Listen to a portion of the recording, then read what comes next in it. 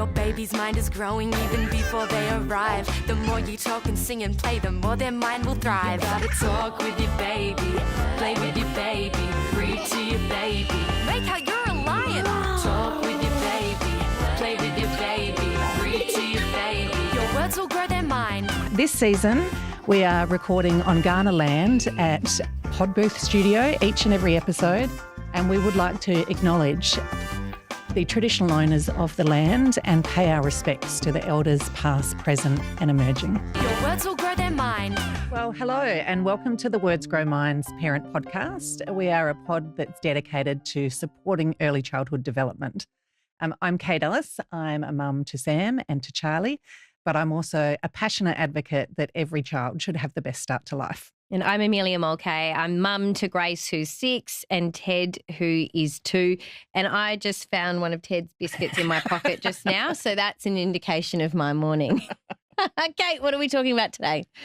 Well, today we want to talk about, Words Grow Minds is about supporting parents and making sure that parents have all the information that they need to best support their children. But today we're recognising that not all parents have the same circumstances, the same background, or need the same supports. So today we want to particularly focus on a cohort of parents across Australia, and that is teen and young parents. According to the Australian Institute of Health and Welfare, there are approximately 4,500 births each year to women and girls under the age of 20. And that's where the Brave Foundation comes in. It's a not-for-profit that offers personalised supports and guidance to expecting and parenting young people across education, employment and broader life goals as well in their parenting journeys. Today we're going to talk to Brooke, who's a mentor at the Brave Foundation, but we're also going to hear from Katelyn, who is a young mum to Isaac, who she became pregnant at just 17 years of age, and she now offers an incredible insight from her own lived experiences to the Brave Foundation so they can improve their supports for young parents as well. Well, Katelyn and Brooke, thank you so much for joining us today on the Words Grow Mind podcast. So let's get straight into it. Katelyn, I just want to start by asking you around, the information you've provided says that you face complications and judgment in your early parenting journey, but you've remained absolutely focused on creating a stable and happy environment for beautiful young Isaac. Can we talk a little bit around, you're 17, you find out that you're pregnant. What does that look and feel like, and what is that judgment and complications? What's the reality of that? Well, I was 16 when I found out, and then I had my birthday while I was pregnant.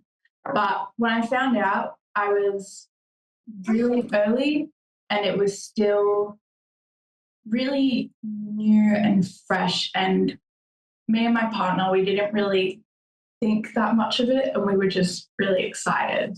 Like, we made a child, we're having a kid. It was complete, just a rush of excitement. And then slowly it just sort of like sunk in. Oh my God, I'm 16 and I'm pregnant. At this point, I didn't have a relationship with my mum, and I was living with my grandparents, and I only talked to my dad. So I was like, oh, how am I going to break this news to people, and how am I going to do it so I'm not judged and people still support me?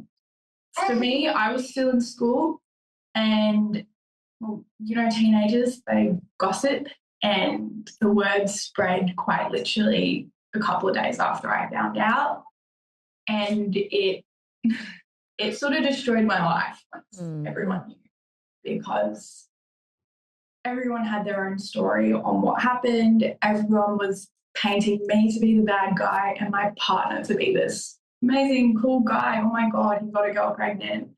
And I was just the girl that got pregnant. And it was really difficult because all those hormones, I was new to it all, and no one wanted to back me. There was no support really. It was just, you're 16, you're pregnant, what are you going to do with your life? Like, this is the end of your life. And I found it really difficult to cope because, I I was already struggling a lot with friendships. I'd only recently moved to the school too. I was on and off with people, and then finding out I was pregnant too, it was like, how am I going to make friends? How am I going to keep social? How am I meant to be a teenager still and make other people think I'm cool when I'm carrying a kid? And not to mention, it was really unhealthy before I had Isaac. I had a lot of bad habits. I barely ate, so that too.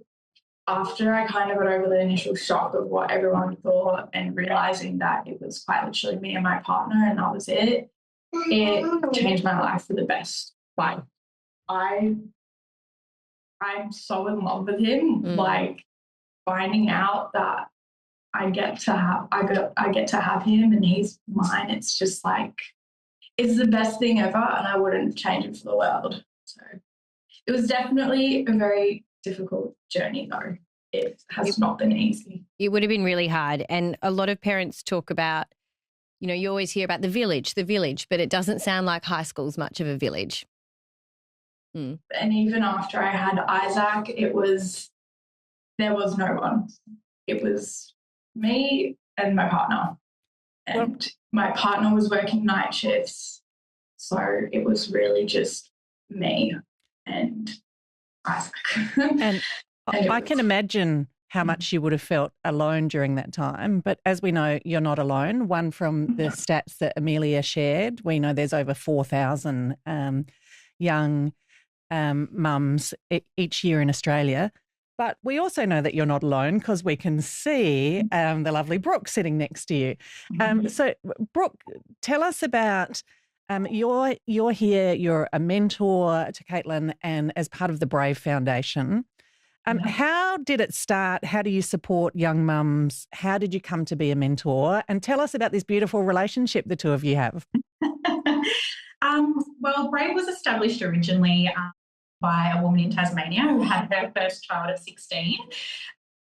Later on in life, she started creating a directory of resources for young parents, and essentially that was how Brave Foundation was established. In 2018, the Supporting Expecting Parentings and Teens program, what we call SEPT, was established and developed, and that's now the mentoring program that we deliver across Australia. So the SEPT program, it's essentially a 12-month voluntary program. So where our mentors, we walk alongside young parents and we just help them identify goals in different aspects of their life, parenting, wellbeing, all those things you sort of mentioned earlier. And we work really hard to build parenting confidence and capacity. We meet fortnightly, roughly, and we create what we call a pathway plan, which sort of outlines their goals and the actions we're going to take to get there. But what I think is really beautiful and unique about the Brave program is that the 12-month partnership that we have, it really allows us to establish relationships and build that trust and rapport, which is so important in this line of work. How did I become a mentor? Well, I was a relatively young mum myself. I had a background in midwifery and women's crisis support, but I always had a real deep-seated passion for working with young people. I knew about Brave Foundation's work. It was actually one of my friends who sent me the job advert. She's like, this has got your name all over it. You need to apply for this job. And I'm very glad I did. The rest is history. Yeah. How did you connect with Katelyn and at what part of Katelyn's journey did you come into the picture? Katelyn and Isaac's journey. Yeah, so I think Katelyn was about 20 weeks pregnant when we first met. And the first time we met, I was like, wow, this is a determined young woman. She was certainly really, really determined. That was my first impression of her. Katelyn's always been really open and honest, and she was really easy to build that rapport with. Always very open and honest. And I was quickly able to identify that Katelyn has a huge amount of strengths that we were absolutely able to build on. And so in terms of a program perspective, what are some of the supports that the Brave Foundation, brings to young mums at that point in their pregnancy? So we did Katelyn and I did a lot of work at the time around preparing for a baby. What does that look like? What do you need? How do we make your house safe? How do we do all of that? It might be housing, where she was going to live. So we got, car seats organised, clothing, all that sort of safety equipment for the house. We did a bit of work around finances, budgeting, that sort of what that was going to look like for her moving forward. Fast forward to today, what does your life look like with Isaac now? And what are some of the challenges you're facing that perhaps people might not realise for young mums? My life is pretty straightforward. Isaac wakes me up most mornings. He'll climb on me and he just starts like babbling and I'm like, hello, I'm awake. And then he's a very hungry boy. He loves his food. He gets hangry if he doesn't get it quick enough. Don't we all, Isaac? And then, and then it's usually depending on what the weather's like, we go on a walk, go to the playground, or we go to the shops. We just hang out all day. If I've got things to do, he comes with me. He loves helping me do laundry. He loves sitting in all the clothes. It's his favourite thing. I just fit him into my routine, I guess. And now that he's older, he's at this really good age where I really can involve him in everything I'm doing and I can involve him and it's safe to involve him. I think the hardest thing on a day-to-day basis though is I hate going out because there's always going to be one person that looks at me and will make a comment about how young I look, or they'll say, and it's harmless, like they're like, oh, you look too young to be his mum. And I'm like, thanks. I've had comments where people come up to me and they're like, there's no way you're his mum, you have to be his sister, there's no way you've had a kid, you're lying. Someone even told me I look 12 and I shouldn't have a kid. And there's always that little anxiety in my belly when I go out because I'm like, who's going to stop me today? Katelyn, I wanted to ask something just following up on the going out and how you feel about going out.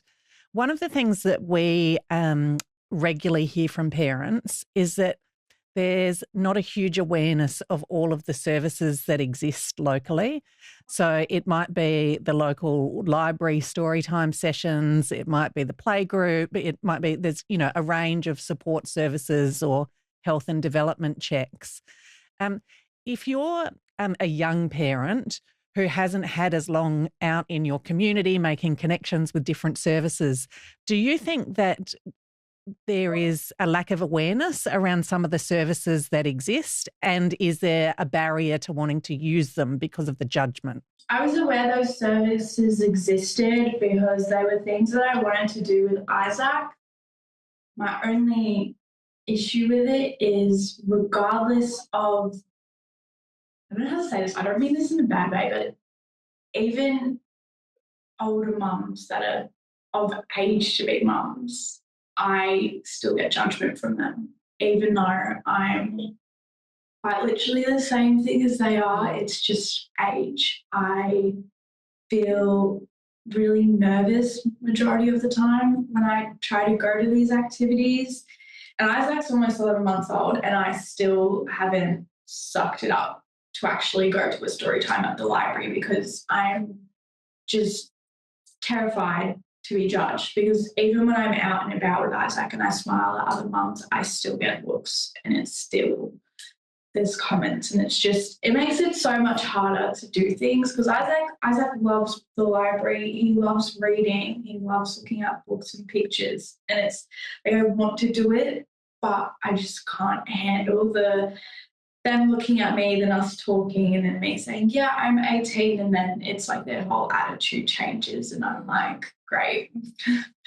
Yeah. It really makes it hard. It would be really hard. Are there any techniques that you're trying to tap into to just build up that confidence Because it does sound like you've come a long way. I've started going to libraries a bit more often now. I did chicken out of going to them because Isaac really discovered his voice and he likes to squeal in quiet places, and I just get a bit embarrassed. But I've kind of gotten over that now, and I'll actually step foot into a library and I'll look around at books with him. I built up the courage to also join a young mums group, and that really, I think, helped a lot because I was really, I wanted to be in a mother's group, but I was so scared of the judgment. But I found a young mums group and it really, it's helped a lot. It really has. It's good to interact. Yes, they're not exactly my age and they didn't experience the same things as me, but it's good to meet other young mums who somewhat understand the struggle. Brooke, is Katelyn's experience pretty similar to perhaps some of the other mums that you work with? Certainly in that regard, in regard to the play group, and I'm a huge advocate for these things. I'm always saying to my participants, it's so great, go and join a play group, join a mums group, something, but there is absolutely a resistance, this fear of judgment or the judgment that actually happens. I think that's why it's so important that these, that there is more services that are tailored to the unique needs of young parents. Yes, Katelyn's experience is certainly a common experience, but I think that, each mum or dad, comes with their own unique set of their own upbringing, their own lived experience. So, yeah, it kind of does vary quite a lot across the cohort. So there's one thing about creating more services, particularly for young parents, but isn't the other part of it trying to change the judgment that exists in all of the other? And I mean, how do we do that? We all need our village. We all want Isaac to benefit from all of the programs that are available and being a part of that. So do you have a message for the general community around judgment, or to the other parents that might be using these services? What is it that you would ask of them? Well, look, I just wish that they could see the outcomes that we see at Brave. What we see is these determined young parents that are really, really dedicated to changing the trajectory of their lives and their babies' lives, and they're really determined to break that cycle of disadvantage. I think if more people saw what we see, these beautiful, wonderful, nurturing parents that we watch them flourish into, I think there would certainly be less judgment about their parenting ability, their abilities to be a really great parent. Brooke, can I just ask around that, is that we talked about the number of teen and young mums each year. Not every one of them gets connected with a mentor. So the Brave Foundation's doing an amazing job supporting a large number of young mums. But what's your advice for anyone out there who's listening to this who either might be a young mum or someone who loves and supports a potential young mum? What's your advice for what they should do, where they should go, how they can find support? I certainly think, when I sort of think about where a lot of our referrals come from, certainly having a chat to their medical team, their midwives, or whoever they're seeing for their pregnancy, their GP, maternal child health, all of those things are really great ways to link in. But honestly, a Google search of, support for young parents, and, I know Brave Foundation will come up on that. But I think just backing themselves, they need to really believe in themselves, keep dreaming, and, work really hard at achieving those great things, and don't be afraid to reach out for support, because there are these organisations that, it's a really safe, non-judgmental space. Is that, Katelyn, do you agree with that? Because the one thing, listening to the common thread of this conversation is confidence to do some of these things. What's your advice for mums who, perhaps don't have that determination that you have, or you found within yourself?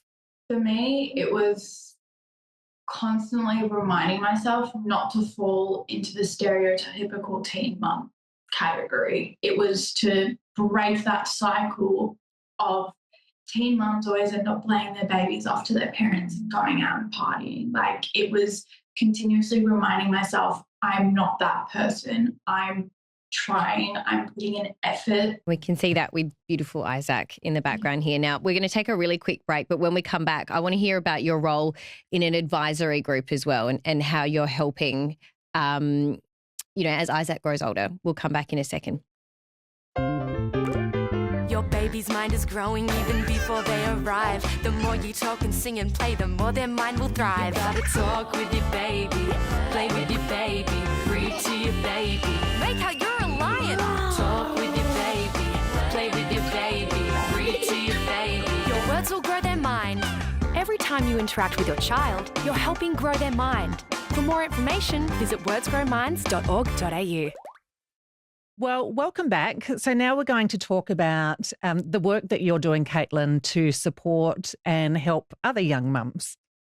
There's a group called the Empowering the Voices of Young Parents. It's an advisory group. How did you get involved, Katelyn, and why do you feel it's important to, I guess, give back and share your experiences? Honestly, I think it's quite amazing that Brave actually use young parents to help guide what they do and help mentor other parents. They use real experience. It's not just, oh, I think this could work, let's experiment with this. We meet once a month and we talk about fundraisers we have coming up, events we're doing, and ways to help spread more awareness about being pregnant as a teen or as a young mum. And we talk about ways to help support people in that and different strategies and just whatever we can come up with to sort of give Brave more of an insight as to what could really help mentor other young parents. What does it mean to you to be part of that group? I feel so amazing. I feel like I'm giving back, and I want to be able to give that back to someone who was in my position, because I know what it's like to be in that position. It's the worst feeling in the world. And I just want to be able to give at least one person a reason to stand up and keep pushing and trying. Amazing. Brooke, I want to ask one last question before I know Amelia is about to wrap us up. But I just wanted to ask from your perspective, I mean, we've talked about community attitudes, but what about the system? Like, if you were, I don't know, Prime Minister, Supreme Ruler, whoever it may be, is there a change to the system that you think would make a world of difference in better supporting mums like Katelyn and children like Isaac? I think that we can acknowledge that parenting is hard at any age. It's challenging. But I think what we really need to understand is this is being a teenage parent, being a young parent comes with its own set of challenges. And I think it's really important that we have more services that provide that wraparound, support that is targeted at the unique needs of this cohort. I think that's really important. And just keep on challenging the stigma and keep on challenging these stereotypes that Katelyn was talking about earlier. We ask all our guests on our podcast the same question. In all that you know, in the experience, in your role as a young mum or your role as a mentor to young mums, what is the one thing you wish people knew? I would say teen mums are still human. Their kids are human, and we are just like any other person out there. Age doesn't define you. Especially, I reckon, women are a bit more mature, and I've noticed between me and my partner, we're the same age. I matured a lot quicker than him. I really. We can all relate to that too, Katelyn. Yes, I'm trying not to, because I'm pretty sure he'll listen to this. I'm trying to be nice. But we're all the same at the end of the day. We're all human. We all have feelings, and people's words do hurt. It hurts us and it hurts our kids. Just remember that when you want to say something to a young person, because we shouldn't need to tell older people that. How about you, Brooke? I think just sort of like I mentioned before, I think it's that continuing to dream big. This is not the final chapter because you've had a baby. Like, keep challenging yourself. You can do hard things. Amazing. It's been so great to speak to you both. Thank you for sharing your experience and for all of the work that you do supporting others. Brooke and Katelyn, thanks for being with us on the Words Grow Minds Parent Podcast. Thank you for having us. Thank you so much, guys. What a great chat that was. Kate, what I loved about that conversation is that a lot of it was just simple is best. But, you know, I can remember going to baby time at the library on my own and just feeling like, oh, God, I don't know anyone, and, oh, my baby's crying, and you feel nervous. And it's just that added layer of, you know, that Katelyn was sharing of, and people are looking at me, you know. Well, I just think it's a reminder that, like, parenting, particularly parenting newborns, is hard for everyone. But, you know, it's a reminder that everyone else has a whole lot of other stuff going on too. And we could probably do with a little less judgment and a little more kindness to each other, and make sure that everyone feels comfortable accessing the supports that are available. It sounds like the Brave Foundation is just doing an incredible job, and what a great resource for young mums. Of course, we're going to pop that and links to the resources, but it was a really vulnerable conversation that Katelyn shared with us. So we're really grateful for her time, and Brooke's as well. Oh, yeah. And their time in speaking up and trying to make sure that every new mum out there knows, whatever their circumstances are, you're not as alone as sometimes you feel in the middle of the night when you're sitting there with a crying baby. We've all been there. And anything we can do to make it a bit easier for those and see children like Isaac to grow up and reach their full potential is a really good outcome. That brings us to the end of today's episode. Thank you so much once again to Katelyn and Brooke, and we will see you next time for more Words Grow Minds. Thanks for listening to the Words Grow Minds Parent Podcast. We love hearing from you, so please subscribe, review and comment on the podcast.